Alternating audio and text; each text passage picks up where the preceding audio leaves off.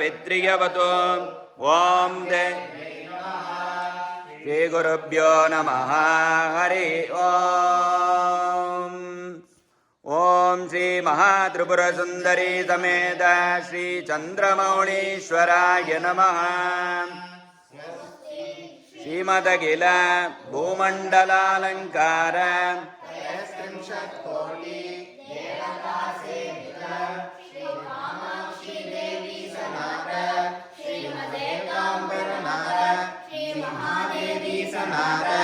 श्रीहस्तिगिरिनाथ साक्षात्कार परमाधिष्ठान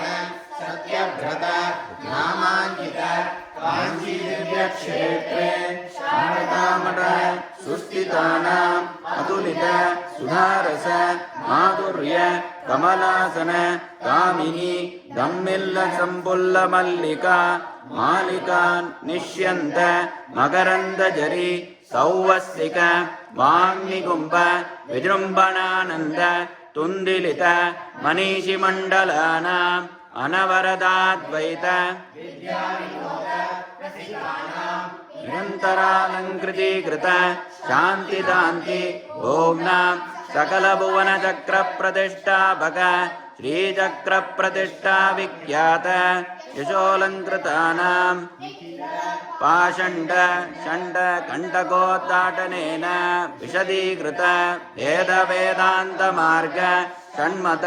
प्रतिष्ठापकाचार्याणां श्रीमत्परमहंस परिव्राजकाचार्यवर्य श्रीजगद्गुरो श्रीमच्छङ्कर भगवत्पादाचार्याणाम् अधिष्ठाने सिंहासनाभिषिक्त श्रीमच्चन्द्रशेखरेन्द्र सरस्वती संयमीन्द्राणाम् अन्तेवासिवर्य श्रीमज्जयेन्द्र सरस्वती श्रीपादानां तदन्तेवासिवर्य श्रीमच्छङ्कर विजयेन्द्र सरस्वती श्रीपादानां च चरणनलिनयोः सप्रश्रयं साञ्जलिबद्धं च नमस्कुर्मः नारायणं पद्मभुवं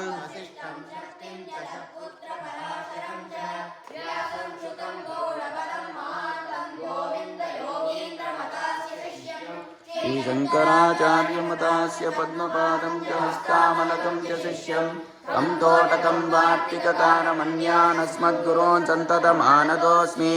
सदाशिवसमारम्भाम् अस्मदाचार्यपर्यन्तां वन्दे गुरुपरम्परां श्रुतिस्मृतिपुराणानाम् आलयं करुणालयं नमामि भगवत्पादशङ्करं लोकशङ्करम् अपारकरुणासिन्धुं ज्ञानदं शान्तरूपिणं शेखरग्र परित्यज्य मौनं बडादस्थितिं च व्रजन् भारतस्य प्रदेशात् प्रदेशम् नयन श्री जयेन्द्रो गुरुर्पादिसिद्धे नमामः श्रीशङ्करान् वाक्यविजयेन्द्र सरस्वतीं